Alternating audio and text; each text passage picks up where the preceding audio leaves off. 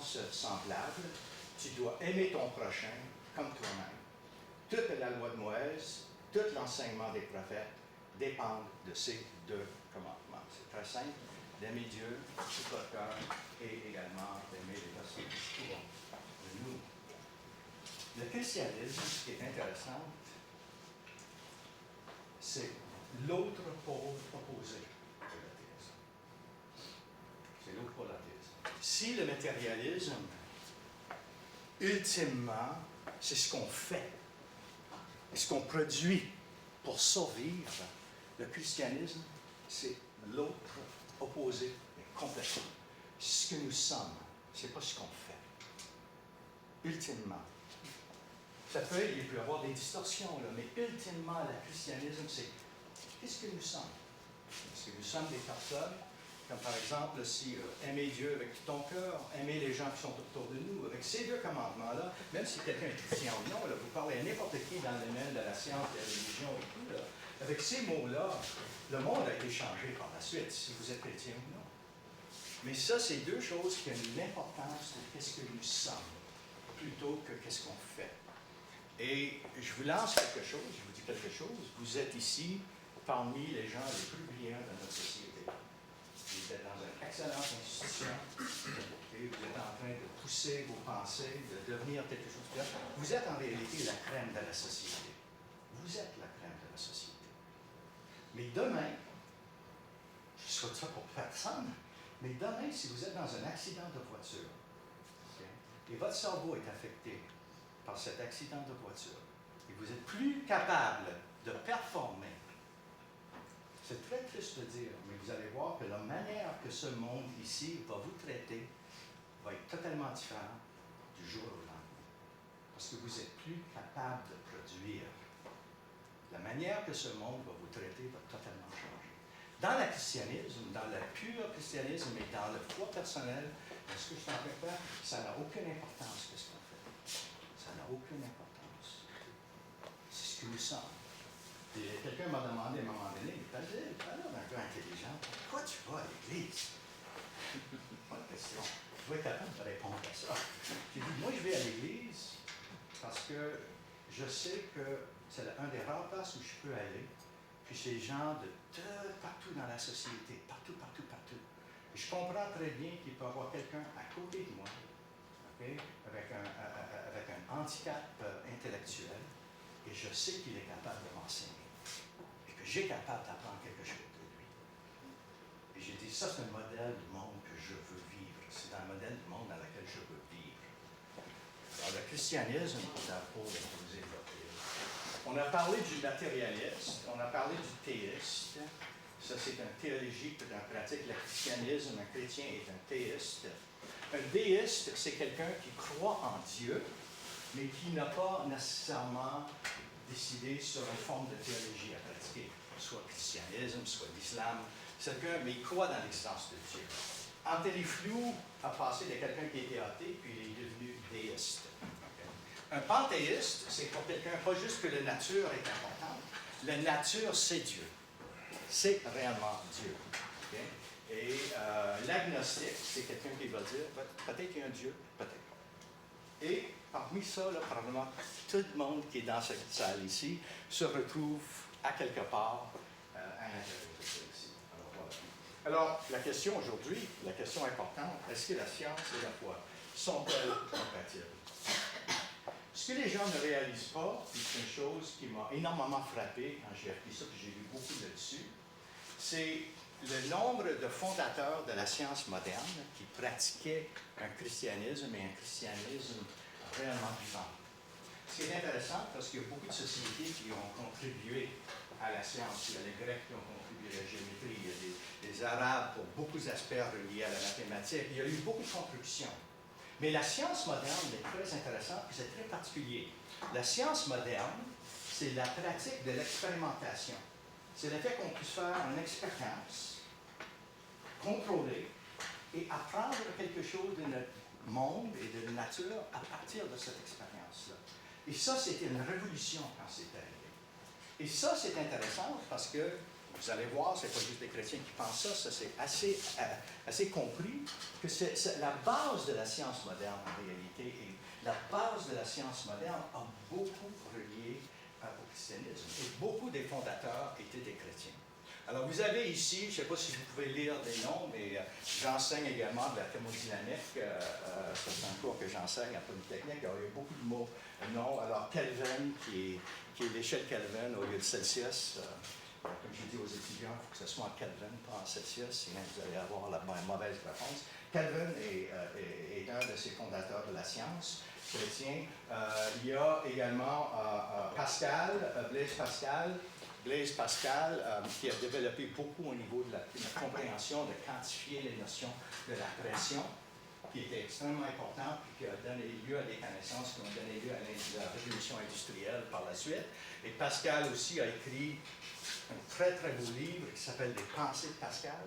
Si vous voulez jamais lire quelque chose qui est très très très profonde, c'est des petites choses qu'on peut lire sur une page, c'est des petites pensées qu'il a. C'est absolument merveilleux d'un homme qui était très, très, très dédié. Ces hommes ici, ce n'étaient pas des chrétiens en non seulement. C'était des gens qui étaient extrêmement impliqués, soit des pasteurs d'église, soit des personnes qui ont écrit des livres. Et ils étaient les fondateurs de la science. Et si vous allez lire maintenant ce qu'ils ont fait, c'est qu'ils vont dire que la science était un résultat de leur foi. Ils vont le dire très, très clairement. Vous avez Joule également, au niveau de les unités pour l'énergie. Il y a Mendel, qui est le père de la génétique moderne. Vous avez Nicolas Copernicus, et vous avez Galiléo aussi. Ces deux hommes qui sont les deux hommes, Galiléo et Copernicus, sont considérés comme les deux hommes peut-être les plus au niveau de la fondation, plus reliés à la fondation de la science moderne. Et là, vous allez dire, mais Basile, j'ai entendu qu'eux, ils étaient persécutés par l'Église. Et ça, c'est encore une fois, c'est vrai, c'est absolument vrai. Copernicus et Galiléo, Copernicus, en fait, c'était des premiers à commencer à réaliser que la Terre était en train de faire une orbite autour du Soleil, et pas l'inverse. Et Copernicus n'avait pas le droit, par l'Église, il n'avait pas le droit de publier ses pensées. C'était publié après son mort. Okay? Et Galiléo, quand le temps que Galiléo est arrivé, lui, il avait la possibilité, mais il y avait une persécution. Et c'est encore une fois, moi, je ne veux pas essayer de peinturer du Sorian. C'est encore, comme je vous avais dit avant, il est, et c'est une question d'histoire, c'est vrai. Dans certains cas, la religion a été tournée dans une entité politique. Et une entité politique est capable d'exercer le pouvoir et de faire mal sur cette planète comme n'importe quelle autre entité. Mais je fais une distinction entre la foi personnelle de Copernic. La foi personnelle de Copernic n'a jamais été en question. Et Copernic, si vous allez lire ce qu'il lui dit par rapport à sa foi personnelle, c'est extrêmement important. Et Copernicus a vu la distinction entre une entité politique, entre guillemets, religion, et la différence entre une foi personnelle. Alors ça, c'est ces hommes-là. Vous avez Maxwell et Faraday. Faraday et Maxwell. Faraday, c'est le courant électrique. Maxwell, c'est le premier qui a trouvé que la lumière, c'est un champ électromagnétique. Et le fait que la lumière et le champ électromagnétique a donné la possibilité aux Einstein et les autres, qui a fait la base pour les études de relativité par la suite, et l'idée que la lumière n'est pas juste existe sous forme d'une particule et sous forme d'une onde. Alors, il y en a d'autres, et peut-être ça vaut la peine également de parler de deux autres personnes. Boyle, qui était ici. Boyle était un des fondateurs de la relation entre la pression, la température et la volume. J'enseigne ça aussi à l'école polytechnique. Et ce que vous ne réalisez pas, sans les travaux de Boyle, il n'y aura pas eu une révolution industrielle par la suite et les moteurs de vapeur. C'était entièrement basé sur les travaux de Boyle et d'autres à ce moment-là. Ce qui est intéressant, Boyle, lui, il avait en même temps, il avait un séminaire à Londres sur le christianisme, et ces séminaires-là, ça a été recommencé il y a 2-3 ans à Londres, et l'idée de Boyle, c'est qu'on vient, on parle de tout, tout est ouvert, Okay? Puis on parle de nos questions, de nos sentiments, mais on ne parle pas de petites différences entre différents sectes du christianisme. On parle des choses vraiment importantes, l'existence de Dieu, l'effet de Dieu dans notre vie. On reste sur des questions réellement majeures. Et Boyle a fait ça en même temps. Alors, c'était des hommes, les fondateurs de la science moderne. Et je pense que le dernier ici, c'est Isaac Newton. Isaac Newton, c'est la gravité, on a entendu l'histoire de la pomme, mais je ne sais pas si vous réalisez, mais Newton, c'est également, peut-être ses travaux les plus importants, c'est les 3 lois de mouvement. Okay? Il a développé l'écriture sur les 3 lois de mouvement, et probablement, c'est le scientifique peut-être le plus réputé de l'histoire. Okay? Il y a beaucoup, c'est très controversé, mais c'est un des personnes considérées dans ce cas. Alors, Isaac Newton, ce qui est intéressant d'Isaac Newton, il a été tellement propulsé par sa foi dans ce qu'il a fait, puis il a également contribué avec Leibniz sur le développement du calcul, fait de la mathématique, peut-être que vous les désirez maintenant, puis là, je sors de ça, je vais parler de la période. Okay? Mais le calcul, c'est Newton. Et Leibniz. Et ce qui est intéressant, c'est qu'à l'âge de 30, Newton a tout laissé tomber. Puis, il a fait la poursuite complète de la théologie pour le reste de sa vie. Et beaucoup de gens ont dit, mais quelle horreur! Si Newton aurait continué après 30 ans, ça c'est quelque chose de classique qu'on entend. Imagine qu'est-ce qu'il aurait pu faire. Et ça, c'est une mauvaise compréhension de Newton. Parce qu'il faut comprendre que pour que Newton a fait ce qu'il a fait, c'est parce qu'il a été propulsé par sa foi. Okay? Alors, c'est ça, c'est peut-être une autre manière de voir ces gens-là. Alors, la majorité des fondateurs de la science moderne, de Copernic et Galilée à Maxwell, ont fait reposer leurs prémices sur une base chrétienne. Ils se sont appuyés sur une croyance selon laquelle Dieu, le Créateur et le législateur, a inscrit des lois dans sa création qu'il est possible à l'homme de découvrir.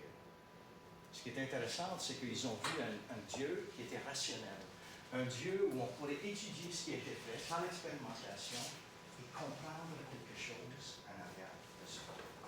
Alors, ça c'est intéressant parce que ça, vous allez dire, peut-être c'est le point de vue de quelques chrétiens, mais je vous donne maintenant le point de vue de le début de la science moderne par Oppenheimer. J. Oppenheimer, considéré peut-être le physicien le plus réputé du 20e siècle. Oppenheimer et aussi Alfred North Whitehead.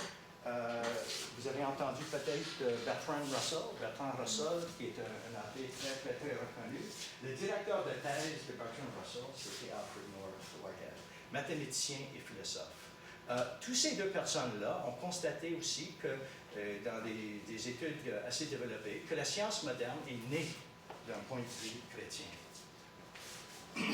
Whitehead a dit, Christianity is the mother of science because of the medieval insistence on the rationality of God.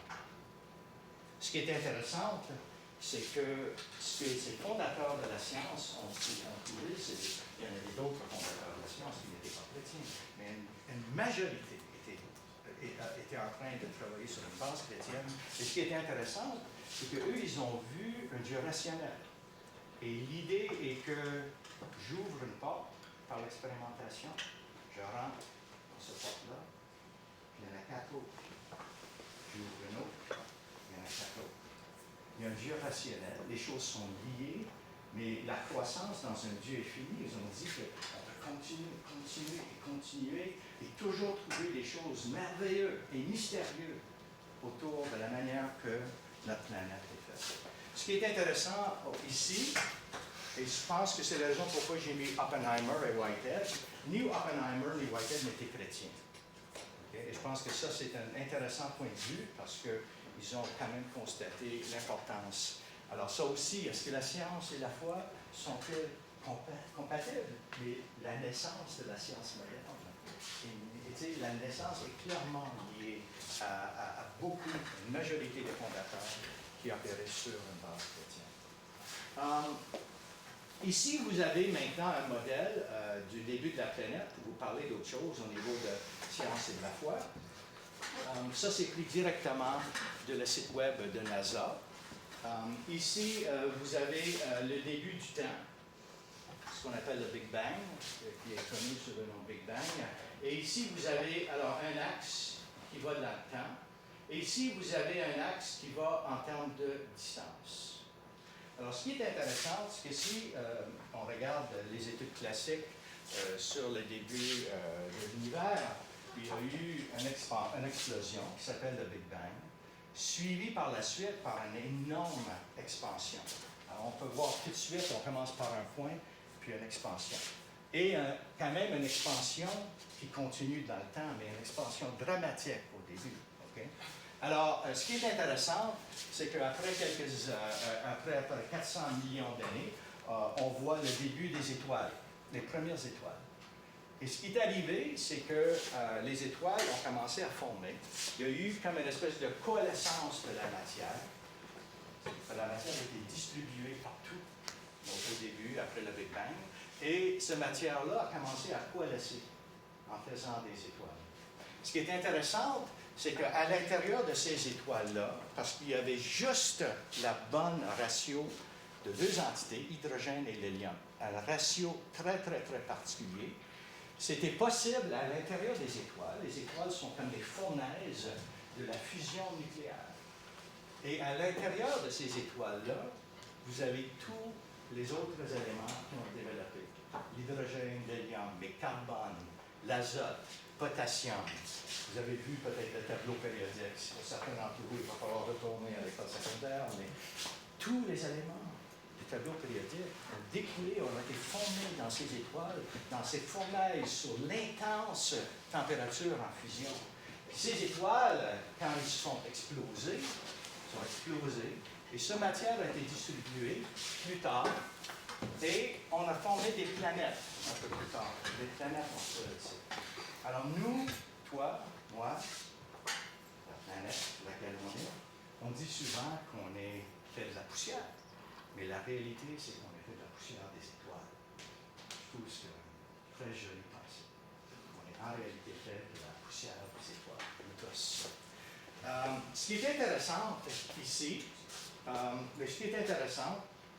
et la raison pourquoi j'ai parlé de ça, c'est parce que je veux vous parler de... Moi, je ne suis pas un expert sur les débuts de l'univers, mais ici, il y en a un qui est. Et son nom, c'est Martin Rees.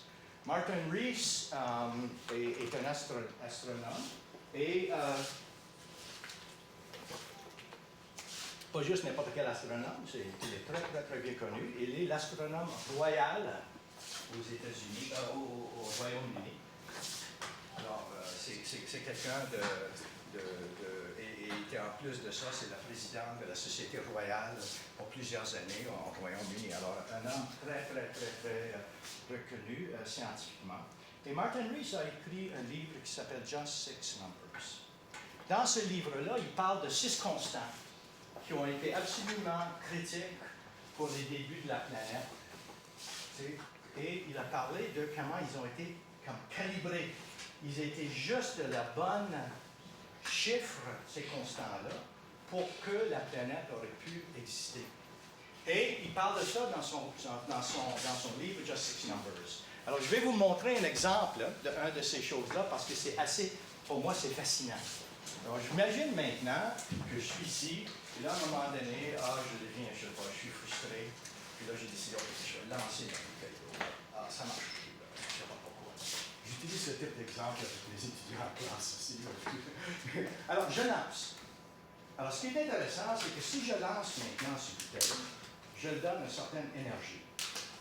Okay? Il va y aller, mais qu'est-ce qui va arriver? On sait tous qu'est-ce qui va arriver.